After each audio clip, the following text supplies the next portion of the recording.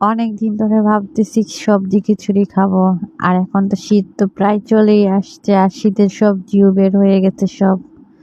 যেই ভাবা সেই কাজ, খিচুড়ি রান্না করে ফেললাম আজকে। হ্যালো এভরিওয়ান, আসসালামু আলাইকুম। সবাই কেমন আছো?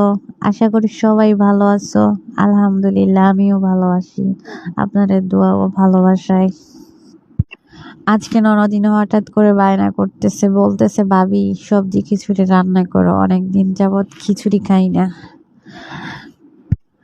আর আজকে বাসায় সবজি ছিল, তাই ভাবলাম ও যেহেতু বায়না করতেছে তাহলে খিচুড়ি রান্নাই করে ফেলি আজকে।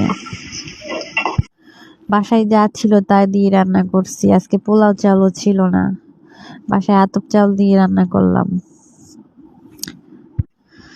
সিম, ফুলকপি, টমেটো, আলু, গাজর দিয়ে খিচুড়ি রান্না করলাম। আজকে খিচুড়ি কালারটা কিন্তু অনেক সুন্দর হয়েছে, আর খেতেও অনেক মজা হয়েছে। প্রথমে তো ভাবছিলাম পোলাও চাল নেই, হয়তো এতটাও মজা হবে না, কিন্তু সত্যি বলতেছি এত মজা হয়েছে খিচুড়িটা, কি বলবো। এই যে এখন ভিডিওতে ভয়েস দিতে গিয়ে আমার দেখে খিচুড়িটা এখন খেতেই মন চাইতেছে আবারও। আমার ভিডিওটি ভালো লাগলে প্লিজ লাইক, কমেন্ট, শেয়ার করে দিবেন। আল্লাহ হাফেজ, সবাই ভালো থাকবেন।